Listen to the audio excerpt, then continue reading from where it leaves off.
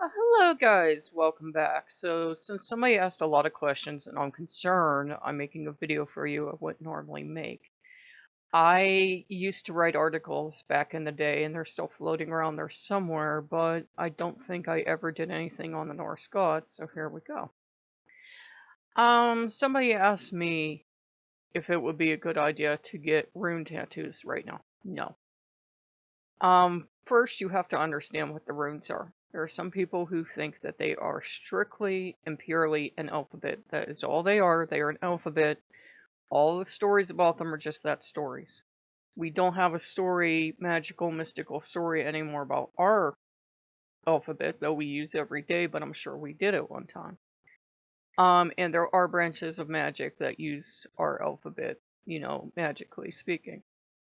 The thing is, it doesn't matter if they're magical or not. It doesn't matter if they work or not. It matters what your intent is. So it really doesn't matter if the runes are just an alphabet or they're a magical system. It's your intent. Now, you're going to find some people really good at it. You're going to find some people really terrible at it. If you're really terrible at it and don't have a skill for it, it doesn't matter how much you do it and how much you practice. It's, you'll get okay, but you're not going to be one of those people truly gifted with it. I'm okay. I'm passable. I've figured out tarot cards are my thing, pendulums are my thing, Ouija boards are my thing. Runes are okay. I need a system that I can read a lot more into, and I can usually do that with the other systems. And two, no, now would not be the time to get any kind of runic tattoo. Obvious reasons. A lot of hate groups, since you young people apparently haven't been around long enough to know, do appropriate everything Nordic. You have to understand this. A Thor's hammer can be seen as a symbol of hate. Loki can be seen as a symbol of hate. I once had a man that had a channel with giant swastika in the background who worshipped Loki. You have to understand this. These people are out there and they think they're the good guys. Remember that, because it's all about white power and racial purity. You have to understand this. When you wear something for our gods, people don't know if you're racist or if you're wearing that for good reason. May the odds be ever in your favor. Chances are a lot of people aren't going to know what the symbols are, but more and more as these hate marches become common, more and more as the far right comes out into the public eye, people are definitely going to be able to spot Othala. People are definitely going to be able to spot a Thor's hammer. People may be able to spot the runes on you. And it doesn't matter if these had benign intentions on your part, people are going to make judgments. And yes, you are going to upset some people. It's just something to be aware of. So no, this would not be the year that I decide that because I'm proud of being German. What I really need to do is get one of these, I'm actually wearing my Germany shirt today, get one of these double eagles tattooed on my back because there are a lot of people that commit hate crimes and do that exact thing. So, you do have to be careful. It's kind of like when I was working heavily with La Santa, a lot of people do get her tattooed for devotional reasons, and they are good people, but also a lot of people in drug cartels also get her tattooed. Now, they also do Jesus and the Virgin Mary, but you do have to be aware that there are usually people you wouldn't want to be associated with that are going to do the same thing. What I recommended to that person is what I'll recommend to all of you. You can use henna, and there are temporary body markers. You can look them up, go look on Amazon, wherever. I'd recommend Amazon or someplace legit. I would not recommend going to eBay for anything you're going to put on your skin. And look them up. You can do them temporarily if you have a non-toxic marker, and you have looked it up and you have looked up body tattoos. Sometimes some people will use, a non-toxic, all-natural type of marker. You can make body paints out of stuff, out of all natural materials. Look it up, know what you're doing. The problem with putting a tattoo on, say you go and you go get a tattoo, you go, well, she's dumb, I'm going to get a tattoo. One, it doesn't change how a god feels for you. And two, you just kind of put their ownership mark on you. That's originally part of what tattoos were for. They're to show you're part of a tribe, they're to show social status. They're also to show maybe who you belong to. It's kind of like a permanent, this is mine label. If you put a permanent "this is my" label on you at the height of your love, and 5 years later you can't stand each other, it's very expensive and very painful to get that either removed or to get it covered up. You can get it covered up, but keep in mind some people are going to say once and done. So all the other gods will be like, oh, you're the one that got so-and-so's tattoo. Believe me, I wanted to get Volknut, which I am very glad I didn't get at this point. I wanted to get Loki's runes. I have wanted to get La Santa. I have wanted to get a skull for Baron and a butterfly for Ogu. I would be covered with ink, and it wouldn't mean, that I would still have a wonderful relationship with them. Some people will. Some people go, fuck it, and they'll go out and they'll get a tattoo. But also remember, COVID is a real thing. Tattoo parlors may not be open in your area. And if they are, just consider your health. If you're like me and you're overweight, you're over a certain age, or you already have breathing issues, you're more susceptible hitting the goddamn microphone. And it's a thing too. Some people have skin, you'll learn this as you study tattoos, that won't take. I have Italian skin. There's been a phenomenon where some people can get them, and some people, you'll go get a tattoo, you'll go through all that pain, and your skin will actually push it right out. Your body will reject it. Be aware of that too. Please do not get tattoos I have seen some really skanky, sketchy tattoo places. If it's in the middle of your flea market and there are bugs running around on the floor, do not get a tattoo there. It should be clean, should be nice. Look up tattoo parlors. This isn't a video on tattoos. And also about the runes, I know there are a lot of writers, people will say, well, so-and-so said these are Loki's runes. I've seen Loki given every damn rune in the runic alphabet. I have. And with no true explanation of why. The truth is, if you want to work with a rune with a specific god, you can. I know a lot of people are going to scream and hold up a book and go, but it says here. Those books can shut up. People like to pretend to have secret knowledge. We don't have secret knowledge of the runes. We don't have any idea of how they were originally used. There are a few scant pieces of lore that say, oh, well, so-and-so did this, and this is how we know rune magic existed. But we also know runes were used very commonly. They were used to write graffiti on stuff like Olaf was here or something like that, or this is a comb. They were a writing language. So we know that much. They were used to, write headstones and things like that, and to record exploits. They were used probably in everyday culture, so far as we know, but had it been on parchment or something, we wouldn't have it anymore. So, you have to get to the point where you can just look at the runes as just a mundane alphabet, and then you can decide if you think that there's anything mystical to them. I draw the runes, but honestly, you can draw anything. You can use a deck of regular playing cards and do, things with that. You can use tarot cards. You can use anything. You can use coffee or tea, well, provided you have grains. You can do whatever you want. It doesn't have to just be runes. I know a lot of people in Nordic heathenry really big them up, but it's kind of like a thing of I'm on the fence. I think they're a nice writing thing. I do have them on the door. Was another thing somebody asked. But they're just there because, one, it started out as putting Loki's runes on the door so he would feel safe and he would feel this is his territory. And then it just kind of exploded there. And as I got mastery or at least competence with each rune, I would put each rune on the door. And then after a while, I ended up drawing every rune. So every rune is up there. Odin's name was on the door and was obviously removed. And I do have seals for Lucifer and that, but it's more like a welcome mat for them. It's not something you have to do. Depending on the magical system you get into, you could still do it, but it's rather old-fashioned. You don't have to seal all your doors. You're getting into heavy-duty ceremonial magic. Unless you're really fucking around with things you shouldn't be messing with, you don't have to worry about sealing all your doors or anything else. If you have, just as a witch, you'll get more sensitive to energy.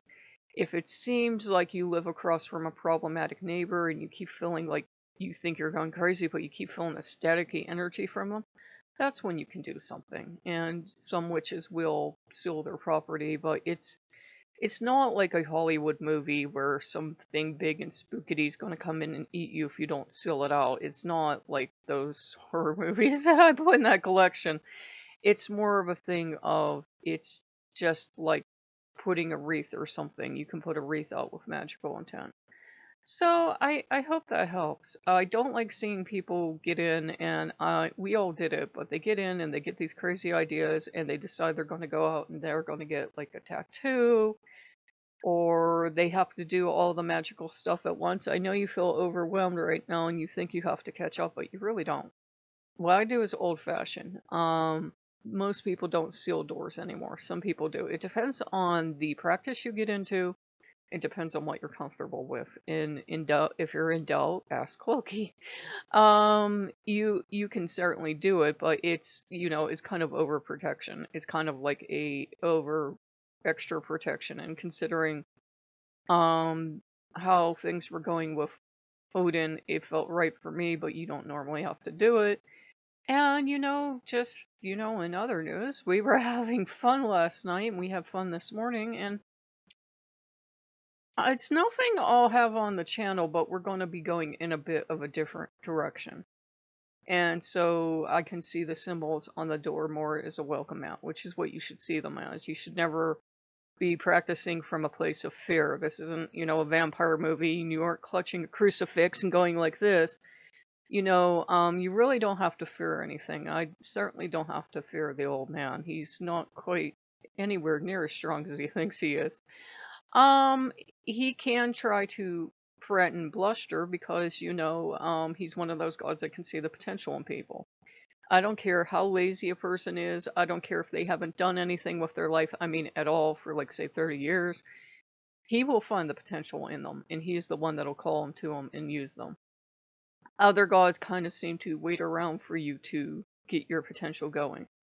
And we're taking the good out of this. Since he saw the potential, the others figured out what it was. So we're gonna kind of work at that. But that's another thing.